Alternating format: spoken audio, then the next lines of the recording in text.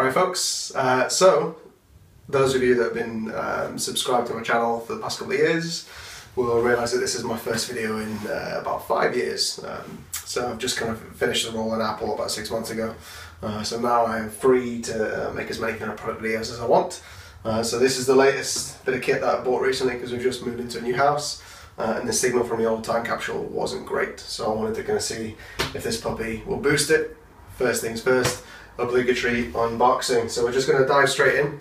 You probably know everything there is to know about the AirPort Extreme. However, if you don't, I've got a link down in the comments that takes you straight to the Apple page. It'll give you all the tech specs. There's probably not much point in me reaming it off, but we'll get straight onto the unboxing. Standard knife, not a huge knife, just enough to get it popped open. If you are doing this and you're under the age of 12, make sure you've got these distance. Obviously got that up. Straight off. Now you'll probably notice the way the packaging is done. It's done exactly the same as the actual product is laid out. So we'll get it slid off. Now standard Apple packaging, it kind of builds up a little bit of suspense as you do it, pops up.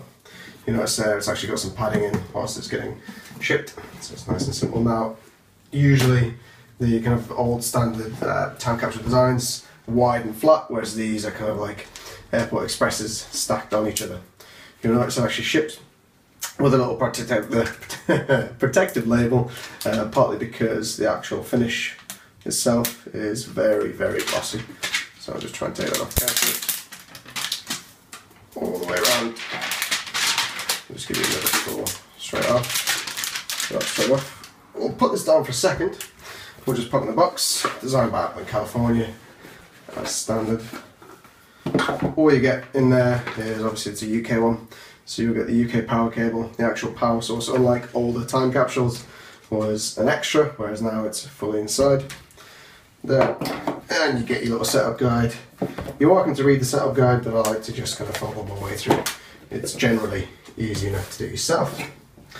Pop that to the side. You also get a little pull tab on the bottom because you get a glossy Apple logo at the very bottom is all you see here. These are all heat sinks because, again, the power supply is built into the actual AirPort Extreme itself. So this puppy will get a little bit warm inside. So they've obviously put heat sinks on the bottom. The only real difference between this and something like a time capsule is the fact the time capsule has either a 2 or a 3 terabyte hard drive. I don't need a time capsule. I used to have one, but I've got my Western Digital passport, so it's easy enough to actually hook this up if I'm on my desk. All you really need to do is set yourself reminders now and again, and what that will do is it'll just make sure that you actually plug in, but it will warn you as well if you haven't. So straight around the front, indicator light. It's got 2 different colours. It's got orange and green. Green is good, orange is bad. If it's orange, there's obviously an issue. The user manual will tell you what's wrong with it depending on what's blinking. You've got a couple of Ethernet ports on the very back. You've got your WAN port. This is essentially from your modem to here. Because this isn't a modem, you do need your ISP's standard modem to actually be able to function it. You've got your power socket down here, little reset switch, USB 2, it's not a USB 3.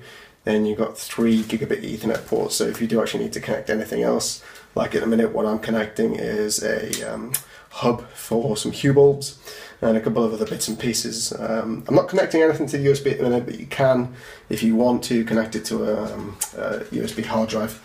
So effectively it uses it as a network drive, but that port is always taken up if you actually do want to use internet. It is C or AC wireless, so effectively it's kind of allowing you to use the latest standard of wireless.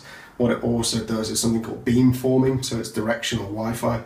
It effectively allows you to kind of have a device that, for example, this Retina is AC compatible, so it will effectively point the Wi-Fi with one of its 6 antennas towards, in theory, where the kind of Retina would be inside the building or inside the radius. So it, in theory, gives it a better kind of throughput and a better kind of quality of signal.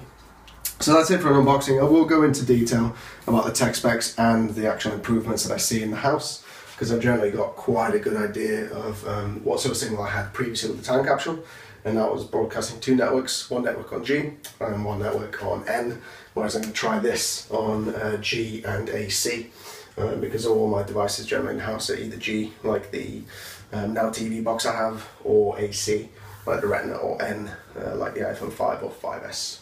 If you've got any questions about the actual product itself, pop them in the comments below.